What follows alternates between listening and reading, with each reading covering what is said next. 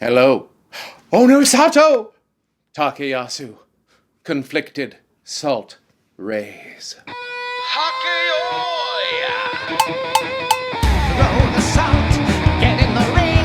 Welcome to the Dohyo.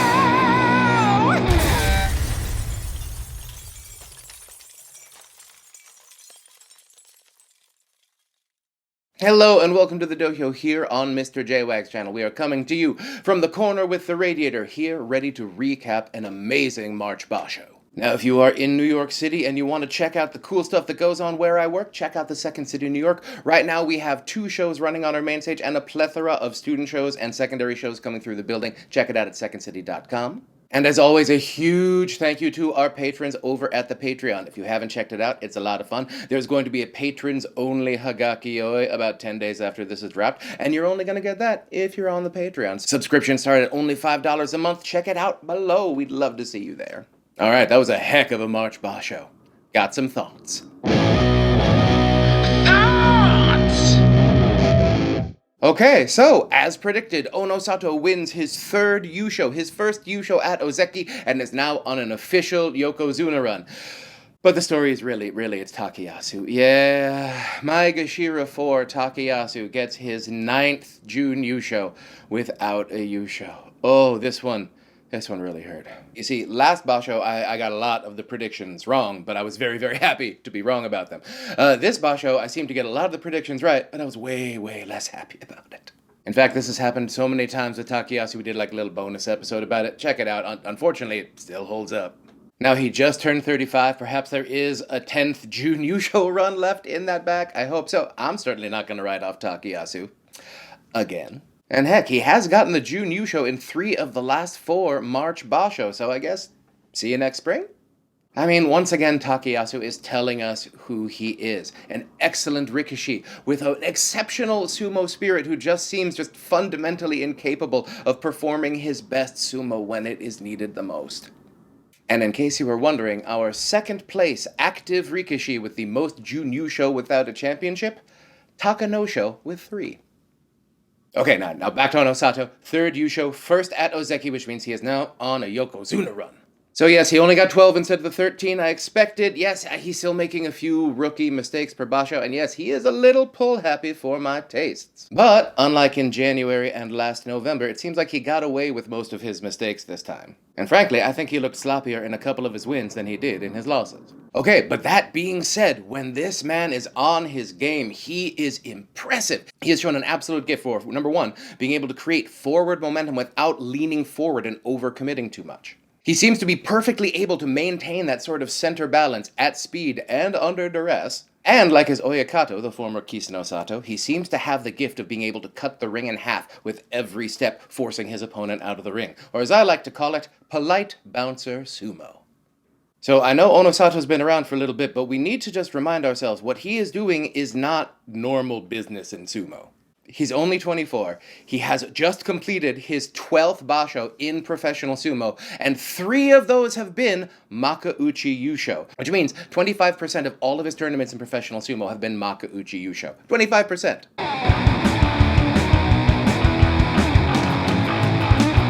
He's now tied for the most Yusho by an active wrestler with former Ozeki Mitakeumi, who is about 10 years his senior at this point. When the next Banzake is released, he will have more tournaments in the Sanyaku than he does not in the Sanyaku for his entire career. And yes, he is on a Yokozuna run right now. So, any Yusho in May should get him the rope. And I'd say, at this point, a 13-2 June Yusho would probably do it, considering they just did it for Hoshoryu. But then again, the numbers can be a little weird with that. But I do think a 14-1 June Yusho would do it definitely. And let's not forget, one important variable to Onosato's promotion may be Hoshoryu's attendance and ability to fight against Onosato. So let's see what happens. And yes, that brings us around to Yokozuna Hoshoryu, who did not have the best debut, finishing 5-5 and 5. Yeah. He's the first debuting Yokozuna to go Kyujo since Futahagaro, but let's not be salty about it. The last one before that was Chiyonofuji, so I don't think we can really predict anything based off of this. So, a disappointing tournament for Hoshoryu, but he's a Yokozuna now, which means he gets to take time to heal. So please, Hoshoryu, take that time to heal, come back full strength. Ozeki Kotazakata clears Kataban, barely, with an 8 and 7, but he does get it. In this tournament, he definitely looked better than he did in January, but he didn't look necessarily good. He was generating some power, but not a lot of agility and speed. Here's hoping Kotazakura comes back stronger and more dominant in May. Sekiwake Daisho had a great tournament, finishing 9 and 6. He stumbled a bit down the stretch, finishing 1 and 3, but that's to be expected. He's a Sekiwake and will get some tough opponents by the end. He now has 20 total wins over his last 2 tournaments, both in the Sanyaku, so I think a 12 and 3 Jun Yusho or better would get him some Ozeki consideration. It's just, he hasn't done that in a while. Sekiwake Oho and Komasubi Abi both got 6 and 9, which means they are both likely to be dropping out of the Sanyaku for the next tournament, but they will both hang out in the high Maegashira Joy area. I'm expecting a reasonably soft demotion for the 2 of them. And Komasubi Kirishima, once again, impossible to predict. But hey, he got a Kachi Koshi this time, and he will be taking over that vacated Sekiwake slot. Now, Kirishima has 19 wins over the last 2 tournaments, and he started from like a Joy-ish Maegashira, so this could be an Ozeki run, but he would need a very, very dominant May. And with the ultimate powers of brother symmetry, both Waka brothers, Waka Takakage and Waka Motoharu, both in Maegashira 1, both got a 9 and 6, and I believe with powers of symmetry, they will both end up going to Komasubi in the next tournament. Although, there may be an extra Komasubi slot. Quick sidebar. Okay, so Takayasu at Maegashira 4 ended up finishing with 12 wins. And if we look through the history of modern sumo, that generally means forcing open another Sanyaku spot. Now, in the last 40 years, we've only had 3 other wrestlers get a 12 and 3 from Maegashira 4. Konishiki, Tochiozan, and Ikioi. But in all 3 of those cases, there was room in the Sanyaku for someone to get bumped up, and they didn't have to create an extra spot. But going back to 1974, now 50 years ago, Masuiyama ended up getting promoted into an extra Sanyaku slot. Double quick sidebar. So the creation of extra Sanyaku spots sort of hit ahead in the fall of 1961, where in September and November, both Banzuke had 15-man Sanyaku. What? Now, in both of these cases, 2 of the Sanyaku did go Kyujo, so Maegashiras were faced. But come on, a 15-man Sanyaku? Especially look in November, because after September, 2 of the Ozeki got double promoted up to Yokozuna, Taiho and Kashiwado, and that combined with Wakanohana and Asashio gave us 4 Yokozuna! That plus 3 Ozeki, 4 Sekiwake, and 4 Komasubi. So, in November 1961, Taiho wins his Yokozuna debut with a 13 and 2 Yusho, having only faced 4 Maegashira in 15 days. Whoa. Alright, back exactly 1 sidebar. Okay, so the point is, precedent is on Takayasu's side to force open an extra Sanyaku spot. The problem is the relevant precedent is over 50 years old, and it would mess with the perfect symmetry of the Waka brothers. Quick sidebar. And now it's time for Uncle Sumo's Attaboys.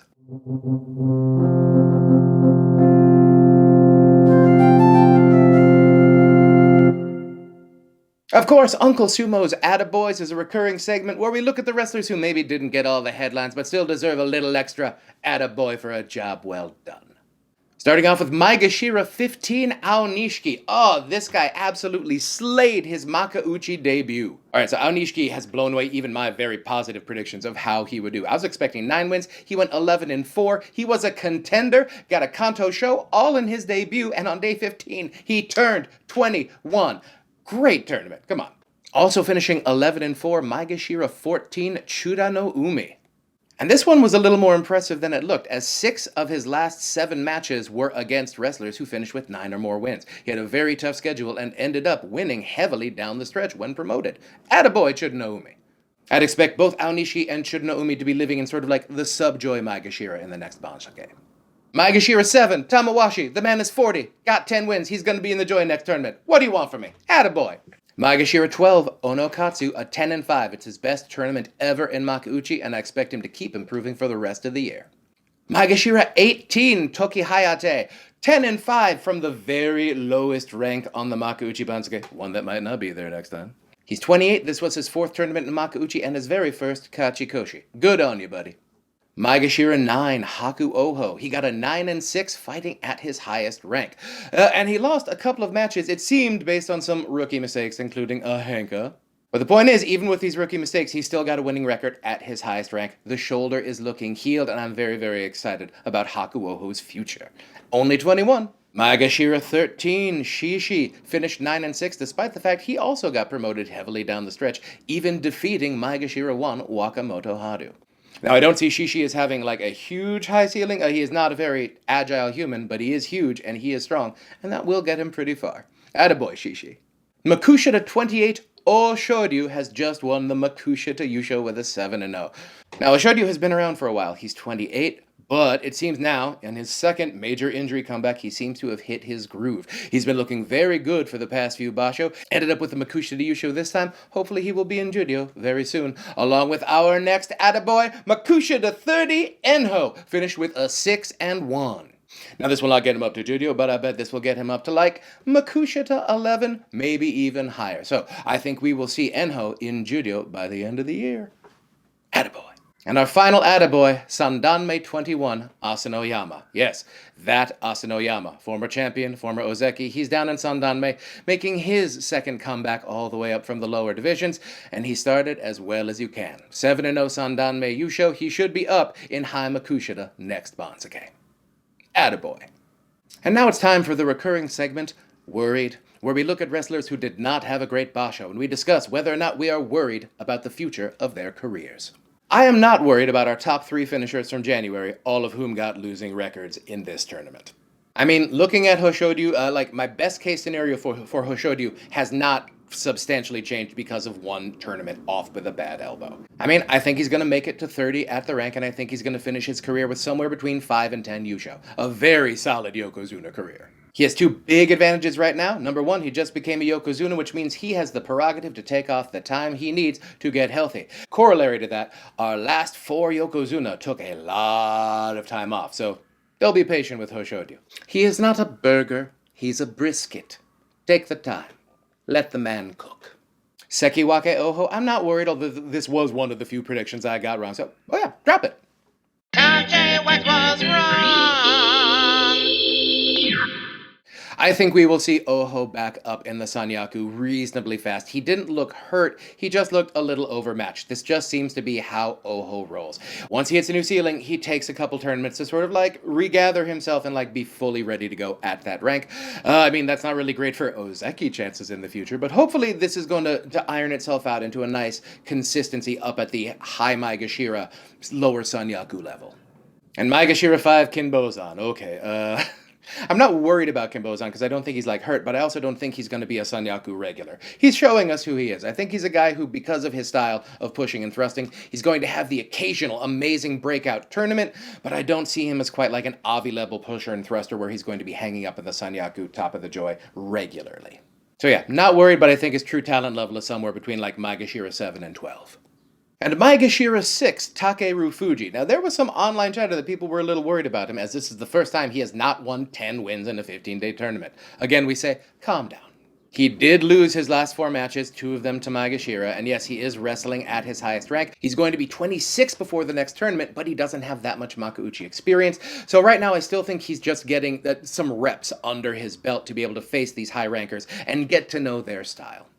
I think next tournament he's going to be up in the joy. We will learn a lot about his true talent level there. And I also think it's just going to be good for him to like get a little bit of separation from him and the rest of like the Isagahama brethren. We had a lot of Isagahama stable guys between Maegashira 6 and 13. Check it out.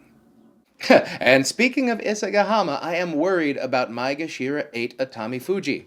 Like, Maegashira 8 was supposed to be the bounce back rank for Atami Fuji. He was hanging out at Maegashira 1 for so long. We're like, when's the Sanyaku coming? And it's just been a little sad. Alright, now to be absolutely fair, there were a lot of very good records between Maegashira 5 and 9 this tournament, so there was a lot of competition for Atami Fuji. Hopefully whatever is ailing Atami Fuji can be improved or managed in some way. And if so, maybe a basho off, heading down to Judio for a couple basho before returning strong. I don't know, but right now, whatever it is, it's not working. Still worried about Maegashira 17 Mitakeumi. He finished 6 and 9 all the way down at the bottom of the Makuuchi Bansuke, and it's even worse than it looks. He finished the tournament 2-7, and those 2 wins were Takarafuji and Nishikigi, 2 wrestlers who both finished with only 3 wins. And actually, both of those guys could be on the worried list as well. I'm just more worried about Matakayumi because he's just on his 5th straight Makekoshi with the help of some very lenient demotions as well. So yes, I'm worried about our 3-time former champion, and I expect him to be Judio bound next tournament. I'm very worried about Judio 8 Hokuto Fuji, and I'm pretty sure we have seen the last of him in the ring as a fighter. We talked about it at the Quick Strike, but it has gotten even worse. He finished with 4 straight losses and went Kyujo on day 15. So if this is the end, happy trails, Hokuto Fuji. You and your amazing warm-up will be missed. Now let's see who's taking that midnight train to Judio.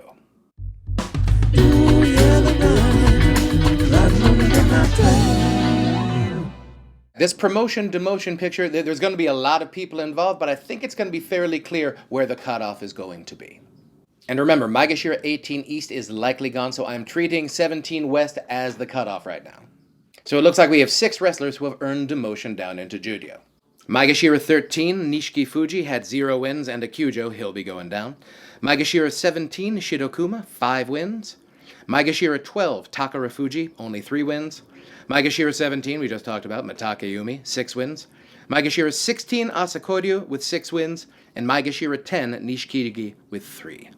So mathematically, all 6 of those guys deserve demotion, and we have 2 other guys who have records that are not necessarily mathematically demotable, but there is precedent for them getting demoted at these records. That would be Maegashira 10 Shonen no Umi with 4 wins. There have been 11 cases in Modern Sumo where that has been a demotion. And Maegashira 14 Ryuden with 6. And we have 42 times in Modern Sumo where that has resulted in demotion. So, 6 wrestlers who I think have mathematically earned demotion, and 2 more, which could. That gives us 8. Now, for the promotion picture, we have Judio 3, Roga with 11. He's coming up. Judio 2, Kaio, also the only person to defeat Kusano this tournament, with 9. Judio 1, Tamashoho with 8. Judio 3, Tochi Taikai with 9. So those are the 4 judo wrestlers who I think have earned really solid mathematical promotions. And you may have noticed we had 6 for the demotions and only 4 for the promotions. Are there some that are borderline? Yes, there are. First of all, Judio 14 West Kusano with a 14-1 record. Okay, so I checked the precedent on this, and it has never happened. We've never had a 14 or 15 win Yusho from Judio 14. So mathematically, I think that puts him right down at like Judio 1, but if we have 6 definite demotions, I'd say they'd look at a promotion for him. And then Judio 6, Hideno Umi with 10 wins. Now mathematically, that should put him up right there like Judio 1 along with Kusano. But since I think we have 6 definite demotions, I think we're going to see Hideno Umi and Kusano get the bump up. There is a lot of precedent for 10 wins at Judio 6 moving you upper to Makuuchi. Recently, Hoshoryu got that. And then we have Judio 5, Fuji Seiyun with 9 wins. This is not quite as strong a promotion case, but again, there is precedent for this record getting promoted. Recently, Ichinojo got promoted from there. So my guess will be 6-6 with Kusano and Hideno Umi coming back up from Judio to join the 6 mathematical demotions I said before.